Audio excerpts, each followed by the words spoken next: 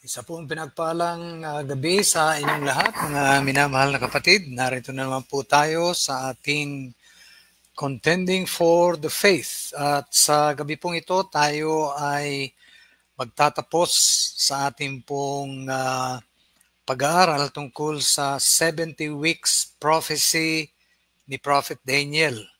Isa-summarize po natin sa gabing ito yung lahat ng ating napag-aralan nung mga nakaraang sessions po natin.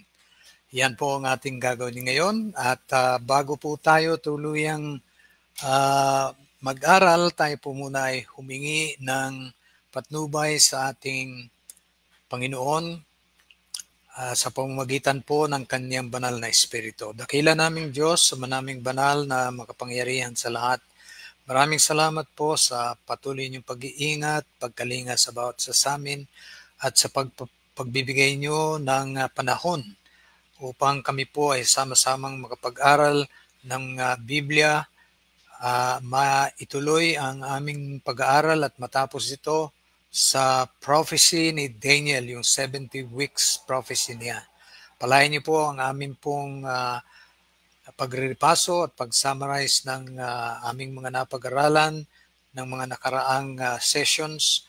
Harinawa na ang banal na Espiritu po ang siyang magbukas ng aming puso't isipan upang matimo sa aming pong puso ang aming mga pag-aaralan at maunawa namin ang mga ito.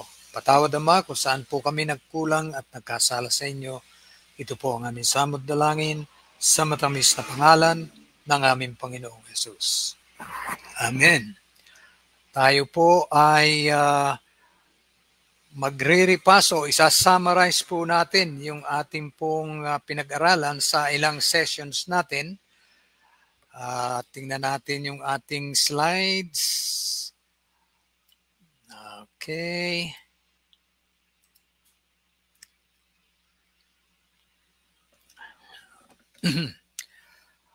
Okay. Ayan, tingnan natin yung ating slide.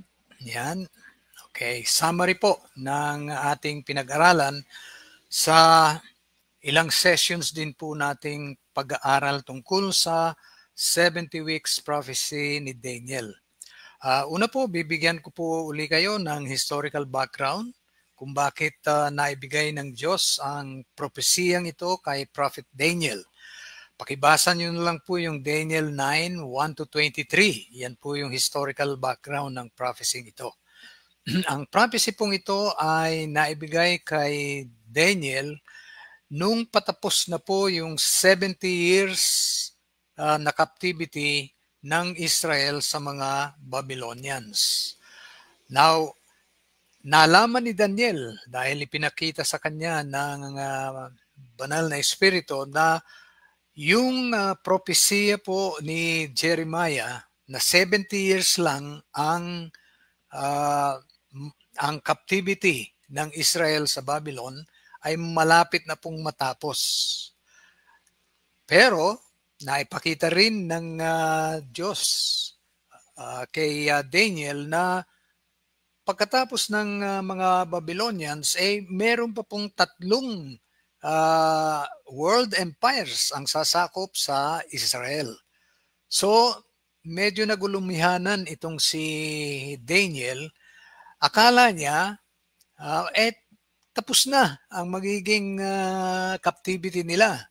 Pero meron pa palang tatlo at yan ay nalaman niya dahil po dun sa vision o sa panaginip ni King Nebuchadnezzar, kung naalalaman niyo po o naalala niyo yung The Great Image ng Daniel 2 at yung sariling mga visions ni Daniel sa Daniel 7 at Daniel 8 na tatlo pang malalaking empires, world empires, ang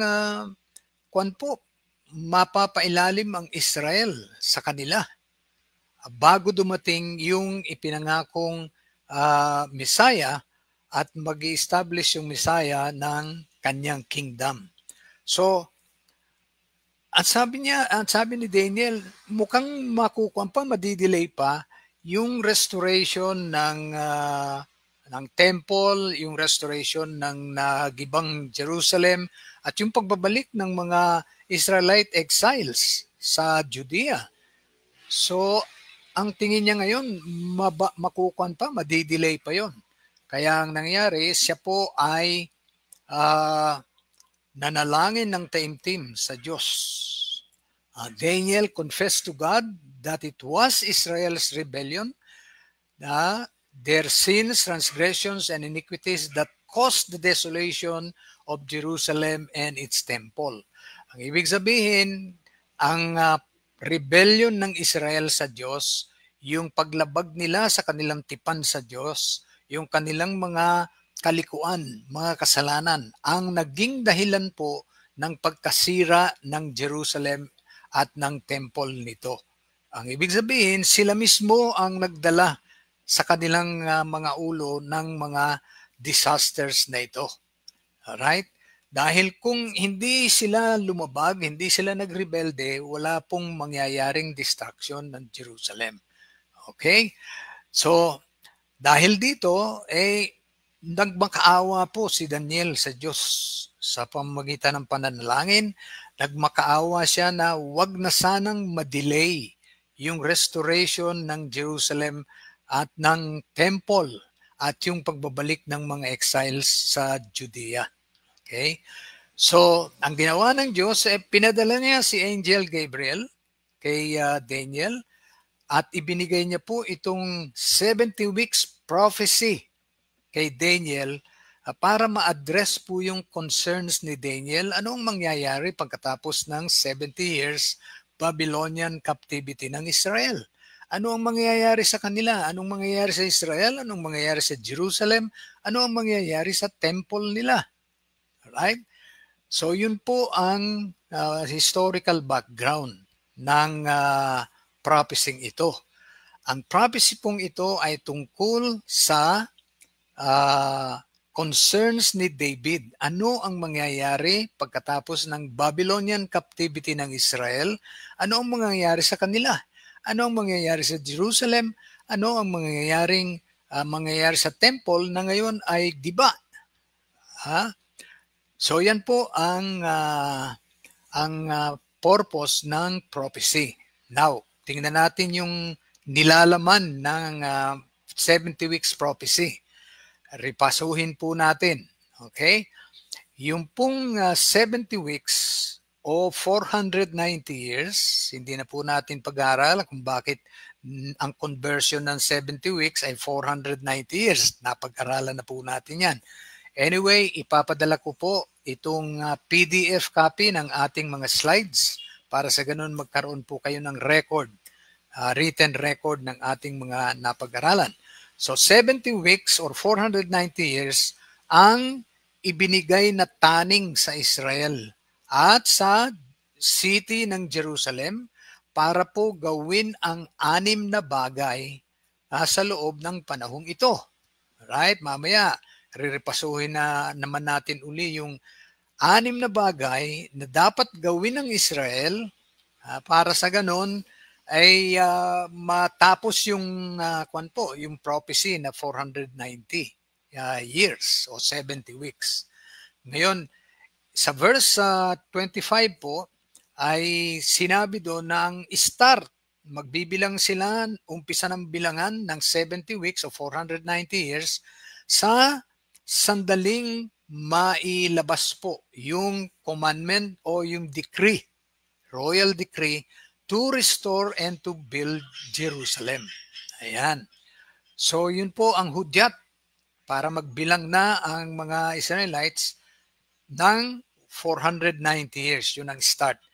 Ngayon, yung pong 70 weeks divided sa 3 segments. Yung unang segment, yung 7 weeks. Matatapos po yung walls, yung kuta, at yung streets ng Jerusalem. Matatapos po nila sa loob ng 7 weeks or 49 years. Yun po ang unang segment ng prophecy. Yung pangalawang segment naman po, yung 62 weeks o 434 years na segment, pagkatapos ng segment na ito, right, yung pong Messiah ay darating. Right? Ibig sabihin ng darating, hindi naman ibig sabihin ipapanganak. Right? Kundi ito pong Messiah, o ang ibig pong sabihin ay anointed one, ay darating sa public view.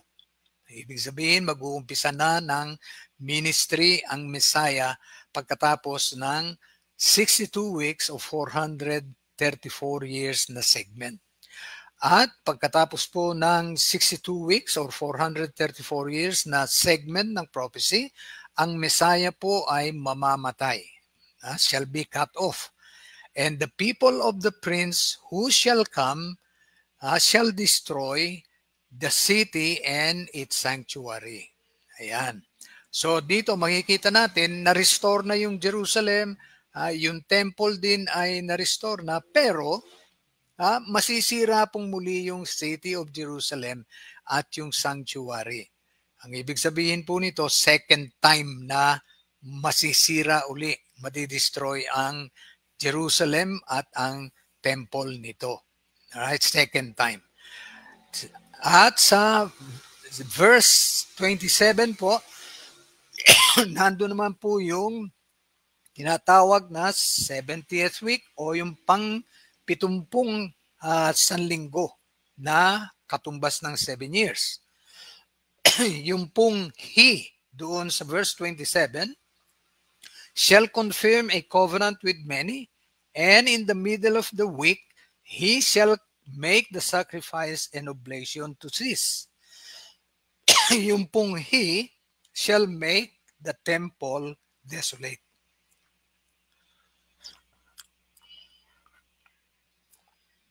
So yan po yung summary. Basahin po natin ang 70 weeks prophecy uli para maging sariwa po sa ating alaala. Ang sabi po dyan, sa verse 24, 70 weeks are determined upon thy people and upon thy holy city. Ito po yung 6 na ipinapagawa ng Diyos sa loob ng 70 weeks or 490 years. Una, to finish the transgression. Pangalawa, to make an end of sins. Pangatlo, to make reconciliation for iniquity. Alam niyo po, itong 1, 2, 3 na requirements na ito o objectives o goal ng 70 weeks prophecy, ito po ay tungkol sa kasalanan. Alright? Transgression, sins, and iniquity, pare-pareho lang po, iba-ibang tawag sa kasalanan yan. So, itong unang tatlo, tungkol po sa kasalanan. Ngayon, hindi po talaga magagawa ito ng Israel. Bakit? They cannot finish transgression, they cannot make an end of sins, they cannot make reconciliation for iniquity. Bakit po? Dahil kailangan nilang magbayad muna ng transgression, sins, and iniquity. Kailangan muna magbayad. Right? Na ang ibig sabihin, magbabayad sila ng kamatayan. Mamamatay sila dahil sa kasalanan. Hindi naman po mangyayari yun na mabayaran nila dahil if the wages of sin is death, ang katapat nito ay eternal life. Ang opposite, eternal life is the gift of God through Jesus Christ our Lord. Kung yung life ay eternal, eto pong death na ito na penalty o wages of sin ay eternal din. So, hindi po talagang magagawa ng Israel ito. Itong magbayad sila ng transgression nila at ma-reconcile sila sa pinagkasalahan nila. Walang iba kundi ang Diyos. So hindi po talaga nila magagawa ito. Bakit pinagagawa sa kanila? Pinagagawa sa kanila po ito, hindi nila magagawa, kaya binigyan sila ng Messiah. Okay? Dahil kung magagawa ito, hindi na kailangan ng Messiah. Nakuha niyo po? Kung magagawa itong lahat ng ito ng 6 na requirements na ito sa Israel, hindi na po nila kailangan ang Messiah. Pero hindi nga po nila magagawa ito. And therefore, ang Messiah po nila ang gagawa nito para sa kanila. Bakit natin alam yan? Kasi nung ipanganak si Jesus Christ, ang Messiah ng Israel at Messiah rin natin, ang sabi po ng angel, "You shall call his name Jesus, for he will save his people from their sins." Itong mga sins na ito na transgression, sins, iniquity, ililigtas po ang Israel ng kanilang Messiah dito po sa mga kasalanang ito. At hindi lang yan, ang Messiah rin ang magdadala ng everlasting righteousness. At dahil sa magagawa ng Messiah, yung unang requirements na ito, isiselyuhan na po, isasara na yung vision at prophecy. Right? At pagkatapos matupad yan, anoint the most holy. Nang ibig sabihin, yung most holy place sa temple ay makukuha na po, ma-anoint na ng Messiah. So ang Messiah po ang gagawa dito dahil hindi po ito magagawa ng Israel. Hindi po talaga. Okay? Kaya po itong prophecy ito ay tungkol sa mission ng Messiah ng Israel para sa Israel. Ang kwanpong ito, ang prophecy ito. Okay.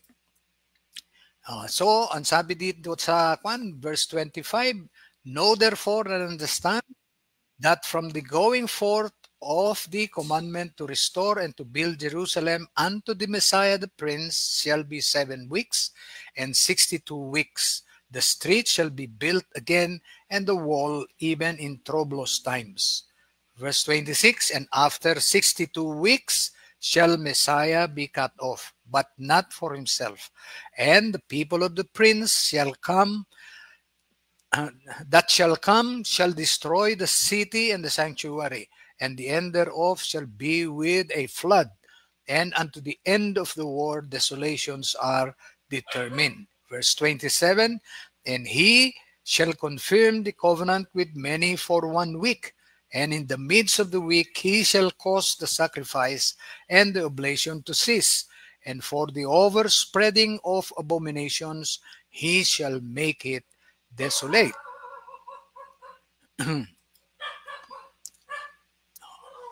Okay. "Even until the consummation that determined shall be poured upon the desolate." Ngayon, ito pong 70 weeks prophecy, basically, may dalawang interpretations po ito. Right? Napag-aralan na rin natin yung mga detalyeng yan, pero rirepasuin po natin, sasummarize natin. Ang interpretation A at interpretation B. Dito po sa interpretation A, meron pong mahabang gap between the 69th week and the 70th week. Napakahabang gap po, mahigit ng almost 2,000 years na po ang gap. Okay? Samantalang dito sa interpretation B, wala pong gap ang pagitan ng 69th week at yung 70th week. Walang gap. Ay, ibig sabihin, ang prophecy po ay tuloy-tuloy mula sa pasimula hanggang sa matapos ito, tuloy-tuloy, walang gap. Alright? Dito sa interpretation A, ang 70th week po ay future pa. Ibig sabihin, wala pa ngayon. Nasa future pa lang natin. Samantalang dito sa interpretation B, 70th week already fulfilled about 2,000 years ago. Sa verse 27, sa interpretation A, ang verse 27 daw ay tungkol sa Antichrist. Dito naman sa interpretation B, verse 27 is about the real Christ. Okay? Hindi Antichrist. Sa verse 27, sangayon sa interpretation A, verse 27 is about Antichrist making a covenant with Israel. Okay? Yan ang interpretation B. A. Interpretation B, verse 27 is about Christ confirming God's old covenant and the new covenant with Israel. Dito naman po sa verse 27, sa interpretation A, verse 27 is about the Antichrist stopping the animal sacrifices in a third temple in Jerusalem. Yan po ang interpretation nila. Right? Yung third temple, future pa yan. At yung Antichrist, future pa rin. Okay? Dito naman sa interpretation B, verse 27 is about Christ stopping the animal sacrifices in the second temple in Jerusalem, being himself the anti-type of the animal sacrifices in the temple. Ang ibig po sabihin, dahil si Jesus Christ, naialay na niya yung kanyang sarili bilang tunay na sacrifice for sins, yung pong mga animal sacrifices sa temple ay ititigil na. Na ang ibig sabihin, wala na pong kahulugan, wala nang kabuluhan yung pong mga animal sacrifices sa temple. Ang katunayan niyan, pagkatapos na may sacrifice ni Christ yung sarili niya as the true sacrifice for sins, lahat ng animal sacrifices po na i-offer sa temple ay abominations na sa Diyos. Mga kasuklam-suklam na sa Diyos. Okay? Ngayon, sa interpretation A, ang sabi po rito, verse 27 is about a future 7-year tribulation period. Yan. Yung 70th week daw, yan ang tribulation period. Dito naman sa interpretation B, verse 27 is about Christ's 3.5 ministry and his apostles' 3.5 years ministry to the Jews. Tandaan niyo po, si Jesus Christ, 3.5 years ang ministry niya sa mga Jews. Pero yung mga apostles niya, 3.5 years ang ministry din nila sa mga Jews. Pagkatapos natanggihan po yung gospel, alright? Yung gospel ni Christ, natapos na po ang 790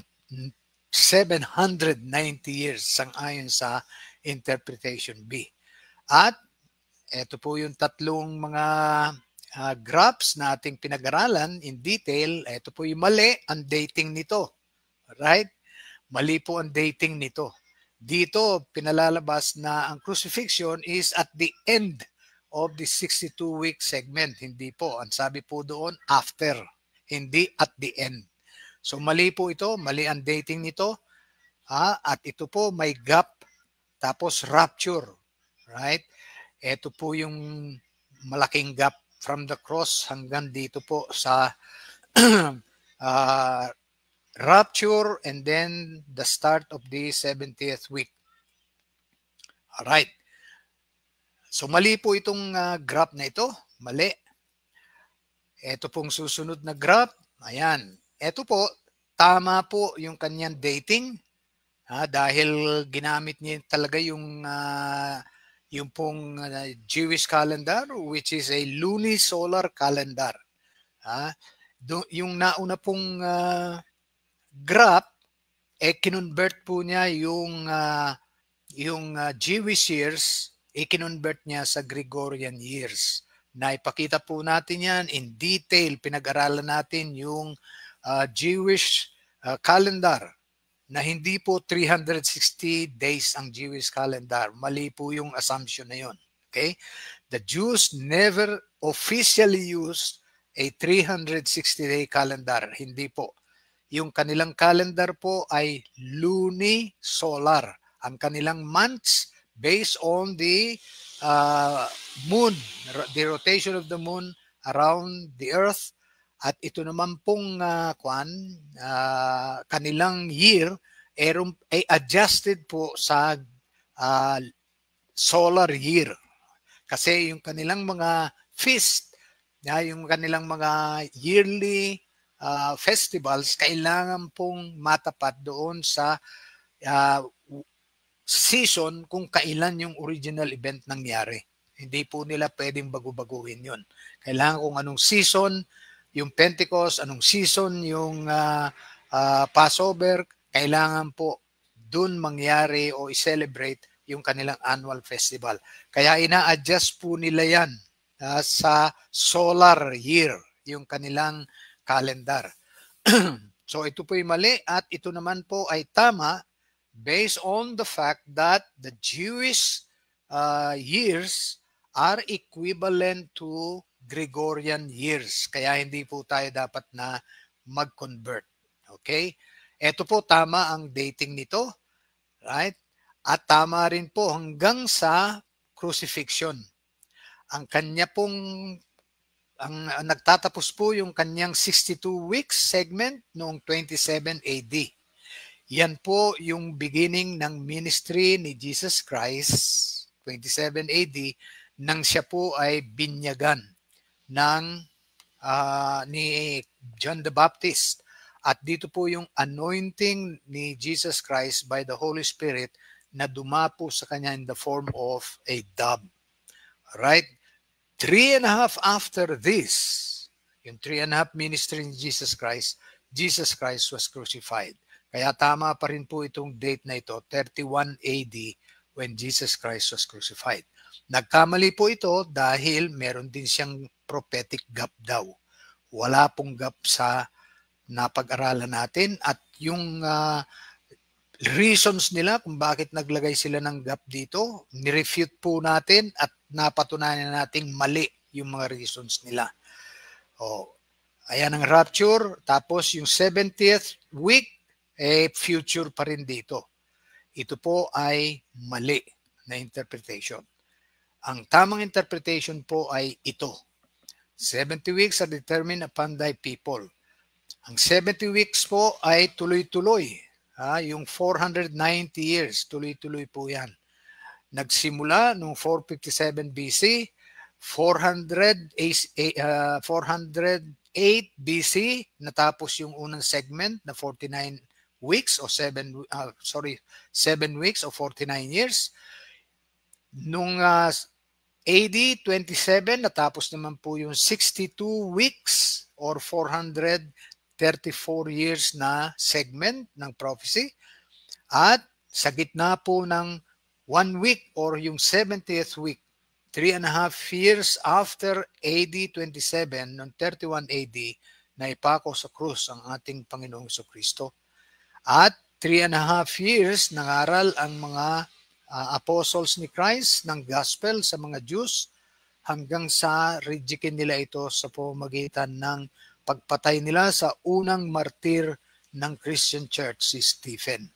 Dito po nagtatapos yung 490 years o 70 weeks na taning sa Israel. Ngayon, bakit po natin alam na tama ang ating interpretation dito? Ito po ang mga reasons. No gap between the 69th and 70th weeks. Bakit po walang gap? Ito po ang reason. Verse 26 does not say how many years after the 62-week segment shall the Messiah be cut off. Basta ang sinabi lang po, after the 62-week segment, the Messiah shall be cut off. Hindi sinabi kung ilang taon. Right? Ngayon, such a most important date cannot be missed in the prophecy. Alam niyo po, yung start ng ministry ni Jesus Christ, yung AD 27, at the end of the 62nd, at the end of the 62-week segment ng prophecy, ibinigay. Samantalang, yun ang umpisa lang ng ministry ni Jesus Christ. Ibinigay yung date, yung year, kung kailan mag-uumpisa. Mas matindi itong event na ito, yung death ni Jesus Christ. Ito yung high point ng ministry ng Messiah. Yun pa ang hindi ibibigay na date ni kay Daniel? No. Kailangan nating malaman kung kailan namatay ang Messiah. Hindi natin yan matatagpuan sa verse 26. Walang sinasabi diyan how many years after the 62-week segment shall the Messiah be cut off. Wala pong sinabi. Okay? Such a most important date cannot be missed in the prophecy. Saan ibinigay kung kailan mamamatay ang Messiah? Sa verse 27. Verse 27 gives the date the Messiah shall be cut off. That is, in the middle of the 70th week, the Messiah will be cut off. That is, he will offer himself as the true sacrifice for sins, making the sacrifice and oblation to cease in the Jewish temple. So yung sinasabing in the middle of the week, ipapatigil ipapatigil yung sacrifice and oblation sa Jewish temple, yun mismo po ang ginawa ni Jesus Christ. In-offer niya yung sarili niya as a true sacrifice for sins, and then nawalan na ng significance or importance yung mga animal sacrifices. That is basically what happened. Alright? So, tumigil na. Bagamat nagpatuloy pa rin yung mga Jews na mag-offer ng sacrifice, wala na pong halaga yun. Ang katunayan yan po yung sinasabing abominations na, right, sa harap ng Diyos.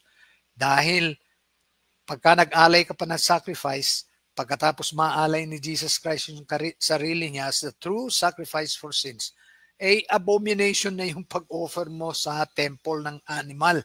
Bakit? That proves na you are rejecting the true sacrifice of Jesus Christ.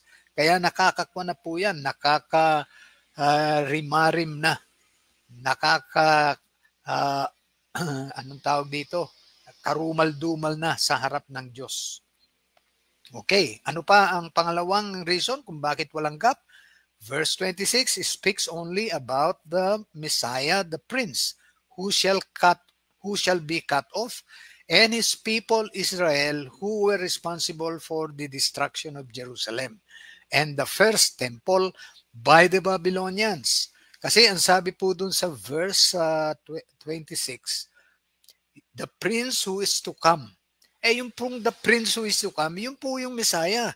Kasi sa verse 25, ang tawag sa Messiah, Messiah the Prince. Hindi pa, siya yung paparating. Yung Messiah the Prince ang paparating. Tandaan nyo, kung pa ito, malayo pa bago dumating ang Messiah. So, Messiah the Prince was yet to come. Ito yung Prince who shall come. Right, na binabanggit sa verse 27. The Messiah, the Prince, who shall be cut off, and his people Israel, who were responsible for the destruction of Jerusalem. Ang sabi po kasi doon sa verse 26, the people, the people of the Prince who shall come shall destroy the city and the sanctuary. Ngayon, ang tanong sino ba ang nanira ng temple? Yung unang temple. Gagawa po tayo ng maikling, kung tawagin po ito root cause analysis. Ang root cause analysis ay ginagamit po para tukuyin kung ano talaga yung pinanggalingan ng problema. Pagka natukoy na po yung pinanggalingan talaga ng problema, yun po ay pagka natukoy na yon, makakapagbigay ka ng tamang solusyon. Hanggat hindi mo natutukoy yung root problem, hindi ka po makakapagbigay ng tamang solusyon. Kaya tingnan natin, ano ba yung root problem dito sa destruction ng Jerusalem at nung first temple. Tingnan po natin, gumawa tayo ng konting root cause analysis. Ang event, ito yung event. Pag may root cause analysis ka, kailangan may event ka. Right? Ang event, Jerusalem and its temple destroyed for the first time in 586 BC. Right? Nasira po. Ang tanong, unang tanong, who destroyed Jerusalem and its temple for the first time? Ang sagot po, the Babylonians led by King Nebuchadnezzar. Sila po ang nag-destroy ng temple ng Jerusalem at ng templo nito for the first time. May susunod pang tanong, right? Hindi pa yan ang root cause. Who caused the Babylonians to destroy Jerusalem and its temple for the first time? Sino? Ang Diyos ang nagpadala ng mga Babylonians para disiplinahin ang Israel. So, who caused the Babylonians to destroy Jerusalem and its temple for the first time? God. Pero hindi natatapos pa diyan. Hindi pa yan ang root cause. Right? Ito ang pangatlong tanong. What caused God to cause the Babylonians to destroy Jerusalem and its temple for the first time? Bakit ginamit ng Diyos ang mga Babylonians para sirain yung temple. Anong dahilan? Ito po, Israel's rebellion, transgressions, iniquities, and sins. Laban po sa Diyos. O yan po yung background ng 70 weeks prophecy ni Daniel. Kaya po nagiba ang Jerusalem at ang temple nito. Inamin po ni David, kaya nangyari ito lahat sa amin, itong disaster na ito, desolation of the temple, desolation of Israel, exile of the Jews. Kaya nangyari sa amin ang lahat ng disasters na ito because we have sinned against you. Oh, so tigil na tayo dito dahil wala nang kwan dito. Wala na pong susunod na tanong pa rito. Tigil na tayo dito. Kasi hindi mo naman pwedeng itanong, what caused Israel na magta-transgress, mag-rebel against God? Sila mismo. Yung kanilang katigasan ng ulo. So sila, tigil tayo dito. Wala na pong further cause. So ang ibig sabihin, Israel's rebellion, transgressions, iniquities, and sins against God, ito po yung root cause. Ito yung naging dahilan kung bakit nasira po ang Jerusalem at ang templo nito. So, the people of the prince shall destroy the city and the sanctuary. Second event, ito. Event. Jerusalem and its temple destroyed for the second time in 70 AD. Ito po yung second event natin.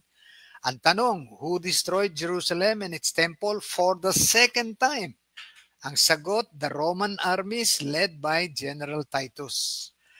Pangalawang tanong, dahil hindi tumigil dyan ang cause, who caused the Roman armies to destroy Jerusalem and its temple for the second time? Who? God. Alright? God. Pero hindi pa rin natapos dyan ang cause. Pangatlong tanong, what caused God to cause the Roman armies to destroy Jerusalem and its temple for the second time? Ang sagot, Israel's abominations in the temple as a result of the rejection of their Messiah. Yan po ang dahilan kung bakit nagiba ang temple noong 70 AD for the second time. Right? So, pagkatapos ng root cause analysis na ito, yung root cause, yun po talaga ang dahilan. Right? Ang ibig sabihin nito, kung sasabihin natin ito, the Israelites themselves, the Jews themselves, right, brought this destruction of Jerusalem and its temple upon themselves. Okay? Sila. Kaya tama yung sinabi po sa verse 26 ng Daniel 9, the people of the prince, ang Israel, dahil ang prince ay yung Messiah, the people of the prince shall destroy the city and the sanctuary. Right. So, this conclusively proves that the people of the prince who shall destroy the city and the sanctuary in verse 26 is Israel. Wala pong kanyan. Kaduda-duda na. Okay. Ngayon, pangatlong reason kung bakit walang gap. Verse 27 describes the activities of the he. Right? Sino yung he na yun? Napag-aralan natin ito. Since this is a third-person pronoun, it must have an antecedent in the previous verses. Ibig sabihin, para malaman mo kung sino itong he na ito, ay balikan mo yung previous verses dahil tutukuyin doon kung sino itong he na ito. Alright? And since we have proven that only the Messiah is the subject of verse 25 and 26, the he of verse 27 must of necessity be the Messiah. There is no Antichrist in the previous verses, therefore, Antichrist cannot be the antecedent of the pronoun he in verse 27. Malinaw po yan. Right? Bakit? Biglang-bigla na lang pumasok. Isipin nyo verse 25, verse 26, parehong tungkol sa Messiah, the Prince. Tapos pagdating sa verse 27, biglang naging Antichrist? No. Walang sinabi dyan na Antichrist ito. Yung he dyan, kailangan tukuyin mo kung sino yung he niyan by going back to the previous verses. At ang makikita mo lang sa previous verses, Messiah the Prince. Therefore, verse 27 is also the Messiah the Prince because that is the only antecedent of the pronoun he. Wala pong Antichrist dyan. So, mali po yung interpretation ng mga dispensationalists. I'm sorry to say, hindi po according to context, hindi rin according to grammar, alright? Kundi ACGCs lang po. Nagsingit sila ng isang idea na wala naman po doon sa verse. Ngayon, anong ibig sabihin ito? Since the 7-year tribulation period is based on a wrong interpretation of Daniel's 70 weeks prophecy, therefore, there is no gap, no secret rapture, no 7-year tribulation period, no Antichrist, at kung itutuloy pa natin, no millennial reign. Pag-aaralan po natin separately ang Kingdom of God, yung millennial reign, para makita natin na wala rin po yung literal 1,000 years reign ni Jesus Christ dito po sa earth. So, ayan po ang summary natin sa Daniel. Sa mga tweet po, wala pong basihan yung secret rapture dahil walang basihan yung 7-year tribulation na kakapit ng secret rapture. Tandaan ninyo, ang secret rapture po ay nire-refer sa 7-year tribulation.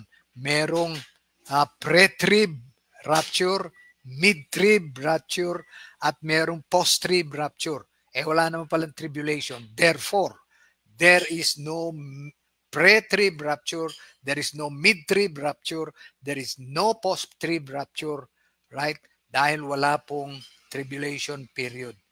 Mali lang pong interpretation yan ng Daniel 9:27. Pagpalain po ng Panginoon ang ating pong pag-aaral na ito. Hari nawa na naging malinaw po para sa atin ang tunay na interpretation ng 70 weeks prophecy ni Daniel, which is based on the context of Daniel 9, based po doon sa concerns ni David, and that is Israel, yung city ng Jerusalem at yung kanilang temple. Yan po yung concern ni Daniel. Ano ang mangyayari after the Babylonian captivity? Anong mangyayari sa Israel? Anong mangyayari sa Jerusalem? Ano ang mangyayari sa temple na nung panahon na yon ay giba? So, ibinigay po yung 70 weeks prophecy. Wala pong kinalaman dyan, walang gap. Okay? Hanggang 34 AD lang po yan. Ngayon, bakit umabot sa gap yung mga ibang Kristiyano?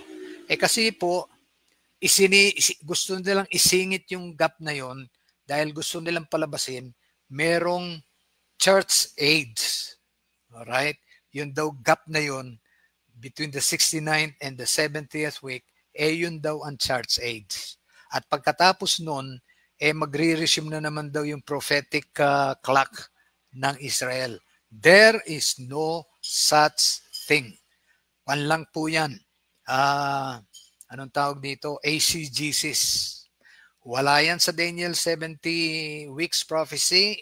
Isiningit lang po nila yan. Alright? Wala yan dyan.